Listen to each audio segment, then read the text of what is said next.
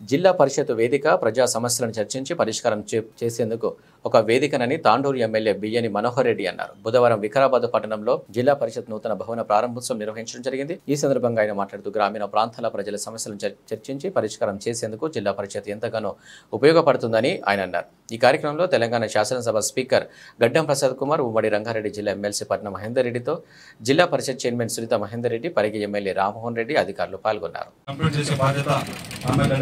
సహకారంతో ఎందుకంటే మన జిల్లా వాసే ముఖ్యమంత్రి గారు కనుక తప్పకుండా ఈ జిల్లా పరిషత్ మందిరానికి ఎన్ని డబ్బులైన బిల్డింగ్ కు ఖచ్చితంగా కంప్లీట్ చేసే బాధ్యత మేమందరం కూడా ఇప్పుడు మహేంద్ర చెప్పినట్లు ఖచ్చితంగా కంప్లీట్ చేస్తామని చెప్పి కూడా వీళ్ళందరికీ తెలియజేసుకుంటూ, ముఖ్యంగా జిల్లా పరిషత్ అంటేనే ఒక దేవాలయం లాంటిది. మనల్ని ప్రజలు ఎన్నో ఆశలు పెట్టుకొని మనం తెలియజేయడానికి ఒక చక్కటి వేదిక జిల్లా పరిషత్ సమావేశము. ఎందుకంటే నేను కూడా ఒక జెడ్పీటీసీ నుంచి వచ్చిన జెడ్పీటీసీ అనేది గ్రామీణ ప్రాంతంలో ఏ విధంగా మనము ప్రజల అవసరాలు తీసుకుంటాము, ప్రజల అవసరాలు తీరుస్తామని చెప్పి చక్కటి ఒక దేవాలయం లాంటిది ఈ రోజు జిల్లా పరిషత్ మందిరం ఈ రోజు మనకు బిల్డింగ్ స్టార్ట్ చేసుకోవడం మనందరూ కూడా సంతోషం. ముఖ్యంగా వేదిక మీద కూడా ఈ రోజు ఇక్కడ మన ప్రసాదన కానీ యాదన కానీ మొత్తం వాళ్ళు కూడా ఒక ఎంపీపీగా లోకల్ పార్టీస్ నుంచి వచ్చేది ఈ రోజు ఎమ్మెల్యే కానీ ఒక మంచి స్థానం, ఒక మినిస్టర్ కానీ ఒక స్పీకర్ కానీ అత్యున్నతమైన స్థానం పొందడం చాలా సంతోషకరమైన విషయం. ఎందుకంటే మీకు కూడా ఈ రోజు ఎంపీపీలు జడ్పీలు చాలా మంది ఇక్కడ ఉన్నారు. ఒక మంచి అవకాశం మనకు ప్రజలకు సేవ చేసే అదృష్టం మనకు భగవంతుడు ప్రజల రూపకంగా మనకి ఇచ్చారు.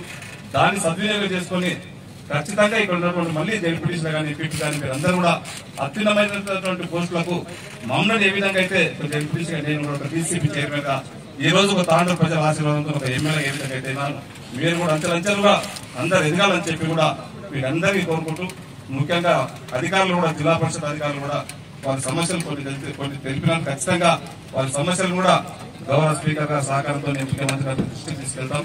అదే కాకుండా ఇక్కడ ఉన్నటువంటి వారి పిల్లలు ఎవరైతే ఎంప్లాయీస్ ఇక్కడ ఉంటే వారైతే కారణంగా అనివార్య కారణాల వల్ల చనిపోయినో వారి పిల్లలకు కూడా జాబ్ల విషయంలో చాలా మటుకు ఇక్కడ పెండింగ్స్ ఉన్నాయి.